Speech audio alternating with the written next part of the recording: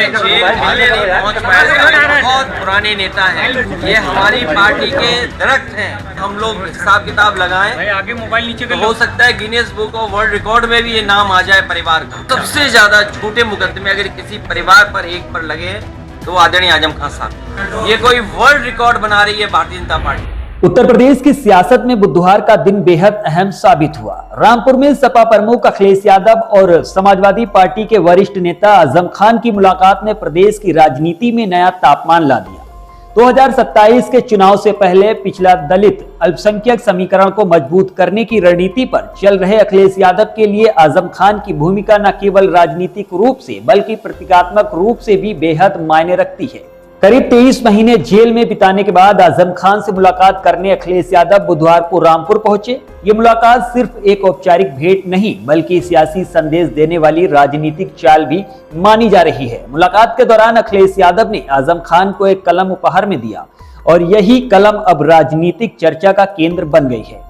पत्रकारों से बातचीत में अखिलेश यादव ने साफ कहा कि आजम खान समाजवादी पार्टी के वृक्ष हैं, जिनकी जड़ें बहुत गहरी हैं। सरकार उन पर मुकदमों का विश्व रिकॉर्ड बनाना चाहती है। करीब 1.5 घंटे चली बंद कमरे की इस गुफ्तगू के बाद जब अखिलेश बाहर निकले तो तंग गलियों के कारण मीडिया को दिक्कतें हुई, जिसके बाद खुद आजम खान ने पत्रकारों को अपने आवास के भीतर बुला लिया। ये मुलाकात न केवल एक नेता से मिलने की औपचारिकता थी बल्कि संदेश ये भी था कि सपा फिर से अपने पुराने किले रामपुर और अल्पसंख्यक वोट बैंक को साधने की दिशा में कदम बढ़ा चुकी है।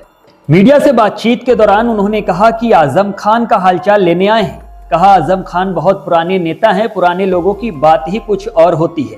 ये हमारी पार्टी के दरख्त हैं जिनकी जड़ें बहुत गहरी हैं। ये बड़ी लड़ाई है और सब मिलजुल कर इसे लड़ेंगे। मैं चाहता हूं कि आजम खान का स्वास्थ्य अच्छा रहे और उन्हें न्याय मिले। अखिलेश यादव ने आगे कहा कि देश के इतिहास में शायद ही ऐसा उदाहरण मिलेगा कि किसी एक परिवार पर इतने मुकदमे दर्ज किए गए हों। बोले भारतीय जनता पार्टी आखिरकार कौन सा वर्ल्ड रिकॉर्ड बनाना चाहती है। आजम खान और उनके परिवार पर सबसे ज्यादा और झूठे मुकदमे लगाए गए हैं। उनकी पत्नी, बेटे अब्दुल्ला और साथियों पर भी बेबुनियाद केस दर्ज करके सरकार ने उन्हें परेशान किया है। इतनी तकलीफ किसी और को नहीं दी गई होगी जितनी आजम खान के परिवार को दी गई है। नाराजगी से जुड़े सवाल पर पूर्व मुख्यमंत्री ने कहा कि जो पुराने लोग नेताजी के साथ रहे हैं उनकी बात ही अलग होती है। उन्होंने दावा किया है कि 2027 में समाजवादी पार्टी सरकार बनाने जा रही है और पीडीए की आवाज बुलंद होगी। अखिलेश ने कहा कि यहाँ आज राजनीति की बात करने नहीं आया हूँ, आज मैं सिर्फ आजम खान का हालचाल लेने आया हूँ, क्योंकि जब वो जेल में थे तब मैं उनसे मिल नहीं सका था। फिलहाल आप भी सुनिए उत्तर प्रदेश के पूर्व मुख्यमंत्री अखिलेश यादव ने क्या कहा। मिलके मिलने में आया हूँ, हमें जेल मिलने नहीं पहुँच पाया। अभी सबसे आगे कैमरे चल रहे हैं। अरे क्या है, आपसे बैठ करके स्वास्थ्य को लेकर के और उनका हालचाल ले रहा हूँ। और आदरणीय आजम खान कुछ नहीं आ रहा है। बहुत पुराने नेता हैं, पुराने नेताओं की बात ही कुछ और है, पुराने लोगों की बात ही कुछ और है। ये हमारी पार्टी के दरख्त हैं। इतनी गहरी जड़ें और उतना ही गहरा उनका साया भी हम लोगों के साथ हमेशा रहा है। और ये बड़ी लड़ाई है, उसमें हम सब लोग मिलकर के लड़ेंगे। उनका स्वास्थ्य अच्छा हो, उन्हें न्याय मिले और शायद देश के इतिहास में और पॉलिटिकल कैरियर के इतिहास में पता नहीं भारतीय जनता पार्टी कौन सा गिनीज वर्ल्ड रिकॉर्ड बनाना चाहती है। कौन सा वर्ल्ड रिकॉर्ड की पॉलिटिकल परिवार आदरणीय आजम खान साहब पे सबसे ज्यादा केस लगे हैं।